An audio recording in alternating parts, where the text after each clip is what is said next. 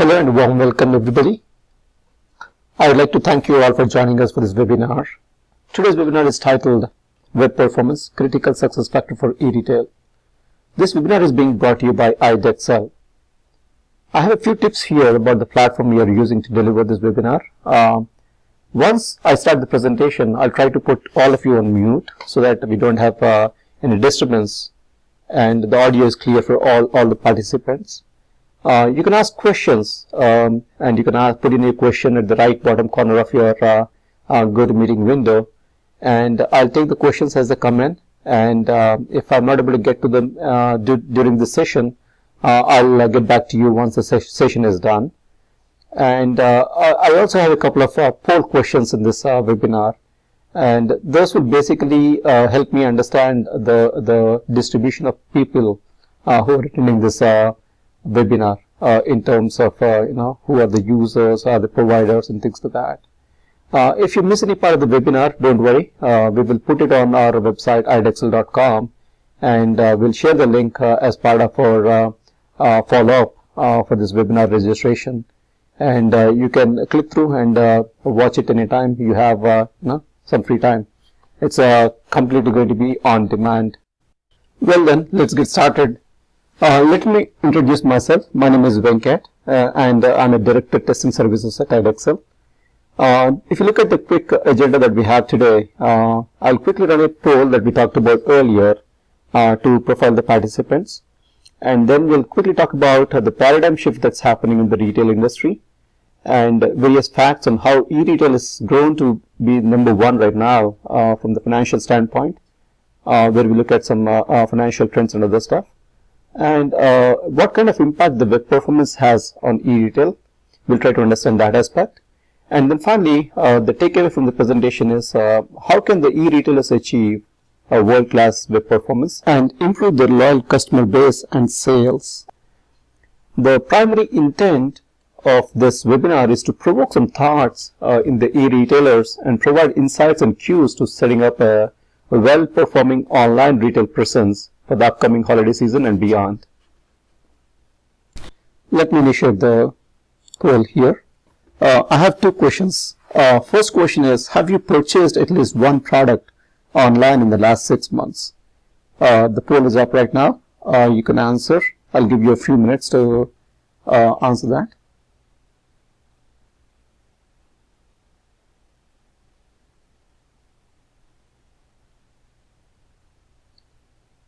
I got the numbers. Let me initiate the second question. The second question is, have you run into performance issues with your online retail website during the holiday season? It might be Thanksgiving, Cyber Monday, Christmas, New Year's, etc. I'll give you a moment to answer this question as well. Well, we have the results. And we have a good mix of consumers and online retail website owners, which is a good sign. Also, the results for the first question is expected, and we see that 75% of the participants today have bought something online over the internet in the last 6 months. So, that's expected. Well, then let's get started with the rest of the webinar. The first few slides, I want to walk you through how the retail industry has taken shape in the last few centuries. The retail industry has changed tremendously over the last, quite a few centuries. Around 400 AD, there were the bazaars. In the 1500 AD, the general stores have come up. In the 1800s, the department stores and shopping malls have cropped up. And in the 1960s, the superstores have started. All these, they are physical stores, what we call the brick and mortar stores. Beyond the brick and mortar stores, there were other formats through which retailing continued, like the catalogs, which are made available to the public. The consumers would refer to these catalogs for a product that they like and order them, and the product would come to them delivered via mail.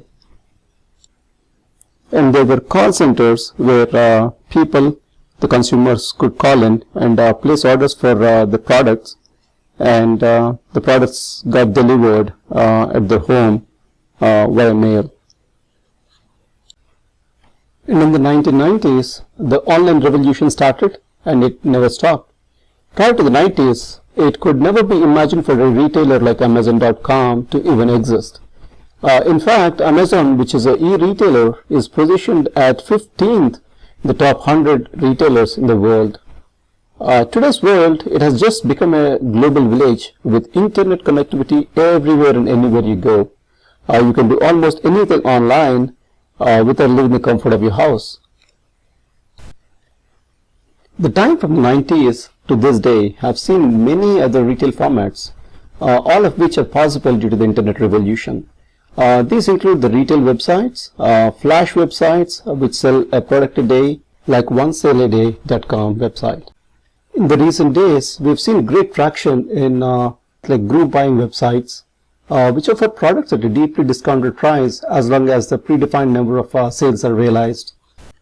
And nowadays, we've seen a lot of mobile web apps and websites that are assisting in retail sales. If you imagine, almost all of us have a mobile device with us, a smart device, and we could very quickly install some apps and go to some websites for buying some products. So this has become a very, very good medium for retail sales. And some of the recent studies have also shown an increased trend in the amount of revenue and traction that the retailers are seeing coming through the web applications that are deployed on the mobile devices. One other recent trend we have seen is the social media storefronts. Many of the major retailers have a mobile storefront and where consumers buy, recommend and review products. According to the Nielsen, e-commerce will gain more ground than any other segment of the retail industry by 2017, with a compounded annual growth rate of 11% each year. Now that there are a lot of channels out there through which the retailers could push sales, we have seen websites, we have seen mobile apps, we have seen social media storefronts, catalogs, call centers. It becomes very important for the retailers to maintain a consistent messaging across all these channels so that the consumer sees one brand and not multiple competing channels. In one of the recent study conducted by MCommerce, 85% of the respondents expect a seamless experience across all the channels. It means that he expects to place an order in one store, track the order status through the e-retailer's website or mobile app, and make some changes to the order by calling into the call center or cancelling the order via mobile app. So why not give the consumers what they're expecting, a seamless experience, a one brand image? The retailers must integrate the backend IT system so that they can provide the seamless experience. This integration brings in a lot of advantages like a single view of the consumers and products, a continuous state of interactions, opportunity to optimize processes and run insightful analytics, and consistent messaging and branding. The online channels have already started showing tremendous influence on multi-channel situation. In a recent study that's conducted by RPSOS, where they studied the consumer shopping behaviors for the 2012 holiday season, it's found that 44% of shoppers will research and buy online, 7% of shoppers will research online and then visit the store to purchase, while 17% will visit a store first and then purchase online, and another 32% will research online, visit the store, view the product, come back and then buy it online. So overall, around 80% of the shoppers will research online before making a purchase, and they switch devices to suit their needs. This goes to show the importance of online within the multi-channel landscape. If you look at the trends in mobile and social media, they also indicate that there's a growth in the retailer's presence and sales through these channels. For example, the sales from mobile devices, which will reach 37% of the total online sales by September of this year. Also, the number of smartphones and the shopping apps on them are on the rise, which will in turn increase the sales. If you look at the online sales trends, Forrester projects a very steady growth, but looking at the pace of adoption of the smartphones and tablet PCs, it's very likely to beat the projections. If you look at the online retail sales for the holiday season, they've grown year-over-year. The growth has been almost 65% between 2009 and 12. Also, the sales of Cyber Monday alone have hit 1.5 billion USD into 2012. The similar trend is reported for MCommerce as well. The sales that happen through the mobile devices. It is set to hit 31 billion USD by 2015 for US alone, and if you consider the worldwide, it's going to be 119 billion USD. The data we have seen in the last 4 slides emphasizes that online digital channels are emerging as the primary touch points and revenue generating channels for the e-retailers. In year 2014, it's predicted that the internet will influence 53% of all retail sales, both online and offline. In the year 2012, 167 million US consumers shopped online. That's almost 50% of the US population. If you look at all these, you see a clear shift of consumer activity from offline to online, and the increasing sales that retailers are seeing through the digital and online channels. So we have seen an increased trend in the consumer activity online as compared to offline. But making a sale, is it easy? No. It's very difficult to make a conversion of a visit to a purchase online. If you look at it, the statistics say only 3 to 5% of the visitors make a purchase. This means that the retailers must be able to drive more traffic to the site and also be able to bring back the customers who are very loyal for them for quite some time for making more and more purchases. This is possible by providing one brand image across channels, wide product ranges, competitive pricing, and engaging and rich user experience. So one of the primary factors that drives traffic to website is the engaging and rich user experience, and there's personalized data that's shown for the customers. How does the retailers achieve this? So they do channel integration, they provide customized recommendations, product reviews, alternatives, comparisons, a very good interactive UI, video demonstrations, past histories of the customers' purchases, and social media integration. So doing all this, there's an immense amount of data that has to be gathered, collated, and presented on the UI. Additionally, there are many process-intensive actions that the processes behind the scenes have to do. Adding all these data to the web page is going to bloat the page size. The bloated pages take more time to transfer to the browser, and they consume more CPU and memory, and in the end, they impact the overall performance of the retailer's website. In fact, if you look at the average page size over the last few years, it has grown tremendously. The average page size has grown to be 1 megabits with over 100 objects per page. The page size, along with third-party code integration, is surely going to have a negative impact on performance. The retailers are trying to provide a customized, very engaging, rich user experience to the consumers, but all this additional data that they're pushing through onto the website is actually bloating the page sizes and impacting their performance negatively. So do you think it's a good judgment call to sacrifice performance while providing all these additional details that the customer is expecting? The answer would be no, not at all. Let's see the future slides about what I'm talking about.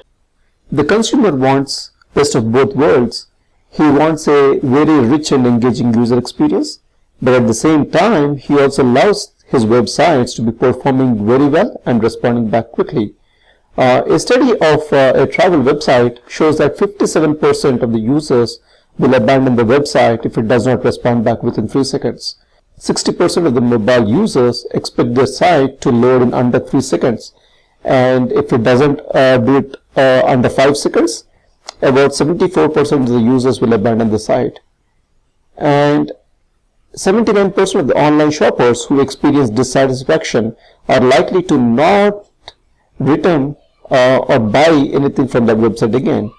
And 46% of the dissatisfied online shoppers develop negative perception about the company and the site. And you can imagine, with all the social media and connectivity these consumers have, this news propagates quickly and can damage the company's reputation big time. The financial implications of the slow performance are even more adverse. Increasing the page load time of Amazon.com website by 1 second could lead to a loss of sales of $1.6 billion each year for Amazon. If you look at Google, Google serves up almost 3 billion searches each day, and the primary source of revenue for Google is the search ads. If you increase the response time of the search results by 0.4 of a second, it means that Google will be serving 8 million lesser searches per day, and which in turn put a big dent in the revenue that Google gets through advertisements. This is how important performance of the website is. Poor web performance costs retailers. They lose loyal customers, they lose brand reputation, they lose revenue. There is no better proof than me to support this fact. Last Thanksgiving holiday, I was shopping online for a toy for my kid, and he was sitting right next to me. We found a toy that we wanted to buy, but when we tried to place it in the cart and then buy it, the site was performing very, very poorly. So my son grew very impatient and forced me to buy the same toy from a different store, even though the price is a little higher. The story is, the slow performing website has lost my business and sale. This particular data was presented by Walmart at one of the San Francisco Web Performance Meetup. This chart clearly indicates the sharp decline in the conversion rates as the web performance declines. So let's recap what we have seen so far. We looked at the various channels for retailers and the emergence of online channel as the primary channel with great growth potential. We also saw the importance of providing a very rich and engaging experience to be able to convert visitors to a customer. And finally, we also saw the cost of poor performance of the retailer website and its negative impact. In the following few slides, we will talk about a few tips and cues that could help e-retailers to achieve world-class web performance. That could in turn lead to improved customer satisfaction, could lead to repeat customers and increased revenues. We looked around online to see what others have talked about web performance, and we saw that most of them have only talked about technical advices. We felt this topic needs more than technical advice. It needs a 360-degree approach covering technology, process, and tools. So here we documented a few cues and tips across the spectrum that could help deliver a world-class web performance. Let's look at the process cues. To achieve a world-class web performance, the performance testing and engineering process has to be very clearly laid out and well thought about. All the non-functional requirements have to be clearly defined and articulated. Unlike functional requirements, the non-functional requirement definition needs a tighter collaboration between business and the performance testing team. The business objectives, projections, product releases, seasonal details, etc. have to be looked at during the non-functional requirements definition. So we encourage, as an IT service provider, we encourage our customers to shift left the performance engineering activities, as we have seen through our experience that many of the performance issues that were found during the performance testing could actually be prevented had there been some performance engineering activities. These activities include assessing the target hardware, product architecture, and code reviews and things like that. These days, there's not a single customer that we have who does not have a third-party COTS product integrated into their native landscape. The COTS product selection process has to include the performance validations of the product before it's brought and integrated into the landscape. Most of the time, the functional fitment is what is looked at, and the performance is not really thought about at this stage. For example, a COTS product that needs a lot of translation layers between the native landscape and itself to work will not have a very good performance. It will have a lot of negative bearing on the performance. If you review and test for performance throughout the software development lifecycle, your team will have the opportunity to ensure each component of the application is operating at the optimal performance before deploying to your production environment. To list a few of the items that can be performance tested even before the product is completely built, this will include the SQL queries, fine-tuning of them, table logs, and things like that. Architecture, you can validate the architecture for load and performance. You can look at your web services and see if they're performing better. you can look at the base technology, the network, load balancer, application, database, and web servers for the load levels that you're anticipating to performance test, and you optimize your web servers and potentially avoid business costs. You have to establish performance baselines for each release. This will help in isolating any performance issues to a particular release and narrow down to the core changes that are done in that particular release. So business process flows tested, average transaction times, average and peak number of concurrent users per hour, page views, geographic and seasonal volumes. All these have to be baseline for every release. You also can employ a real user monitoring. This will help in understanding exactly how your application is being used, performance of each application function as the end user sees it, and this is not within your data center, so it's more like a real experience the user is seeing. You're trying to emulate that. And then this also gives you a full visibility of application usage and performance, not just what was scripted. And you also will get the real geographic distribution of your users and the impact of this distribution on end user experience. Once you start monitoring the real users, you can collect a lot more valuable information, like the key business processes that the user uses, the average time that the user stays on the site, abandonment ratios, orders per minute, the traffic patterns, the devices used, and a lot of other details. Also, if you use a content delivery network, you can also monitor about how much of the content is being served by the CDN. So for the future usage, you can also use all this information for your new websites or new processes that you're going to roll out and things like that.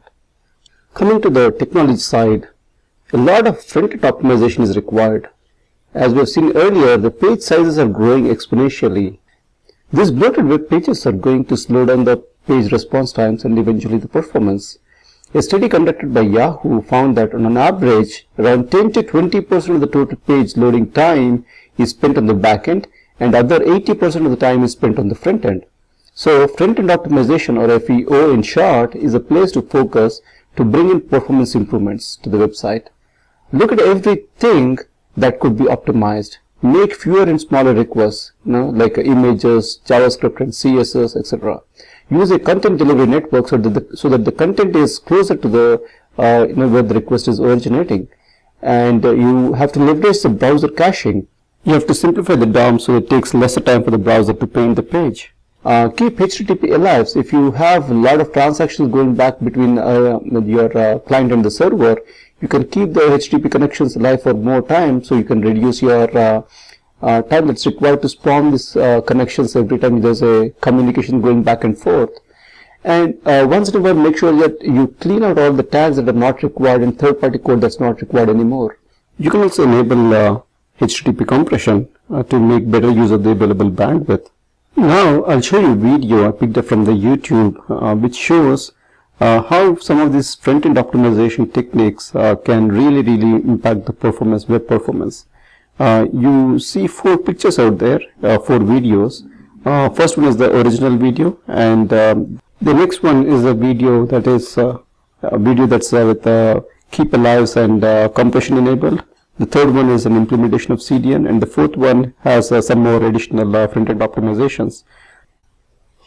All these improvements, they're incremental. So Awesomest is the one that has all the previously implemented front-end optimizations, and the original one is the one that doesn't have any kind of optimizations. As you can see, there's a huge difference in the performance from the Awesomest as against the original one. Coming to the second point, identifying and addressing a single point of failures. Many of the websites have pixels and features enabled or embedded to track user activity so they could do targeted marketing. Many of these are from third parties. Also, the websites are integrated with social media sites to bring user reviews and comments about products into their websites. So all this is fine, but if the third-party code interface does not perform, your site could come down on its knees very quickly. If you need to call or include third-party code interfaces, make sure there's a clear plan of action in place just in case these third-party code sites do not perform. This might include having a site that does not include any of the third-party integrations, and that's available on standby, and you can bring it up quickly if something happens with your primary website. I also have another video that I'm going to show you right now that shows the impact of a single point of failure. The website that I tested was working absolutely fine. Just for the purpose of this demo, what I did was I took some of the URLs and third-party code that's used in this website and pointed them to a black hole server that's hosted at webpagetest.org. So what this black hole server does is it takes the call, receives the call from the primary website I'm testing, but it actually drops the traffic. It doesn't respond back. That's how I simulated the single point of failure. In reality, page I tested is working absolutely fine in production. In this video, what I did was I pointed the double-click tracking URL to the black hole server, and you see that the response time of the page for the original is much more faster as compared to when the double-click URL is broken. Thirdly, you need to focus on the performance assessment of application servers, database servers, middleware, and load balancers, etc., all throughout your software development lifecycle. This will be part of the backend optimization. The first 2 points are front-end optimization, and then the third point is about backend optimization. And finally, the tools queues. You need to have a selection of tools. They might be commercial tools or open source tools that can do performance testing, that can be used for generation of load. So you need to identify a tool that's a right fit for you and your architecture and technology landscape. And then you need to identify proper network testing tools.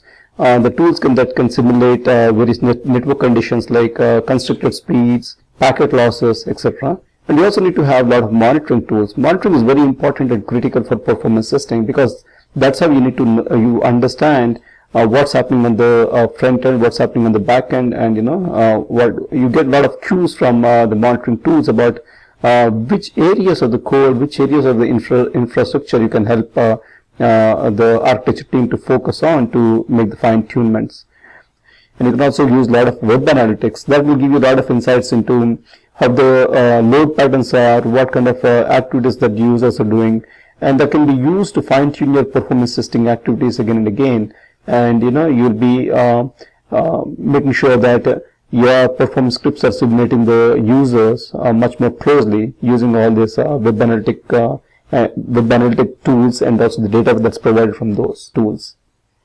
Well, that brings us to the end of the webinar. Here is a snapshot of who we are, just in case you are curious as to who is delivering this webinar. If you have any questions, I'll take them now.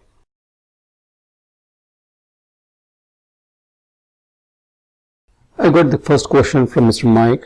He asks, how important is test data for performance testing?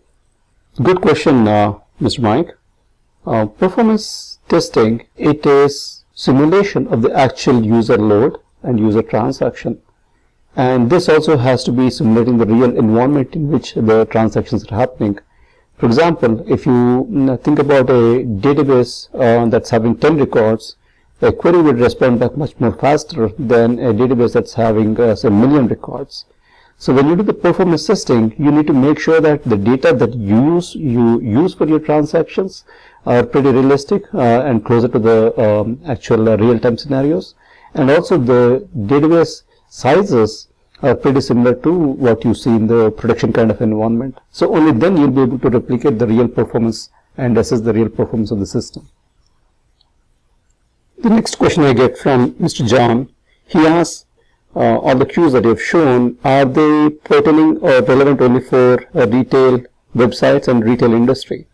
No, John, these are general principles that can be applied to any kind of website, any kind of environment, and they can as well be extended for enterprise applications as well. Well, if you do not have any questions, I would like to end the webinar here, and I sincerely appreciate and thank you all for joining us for this webinar. And if you have any questions in the future, please do drop an email to me. My name is Venkat, and my address is venkata.dasari@idexcel.com. Thank you all. Have a good day.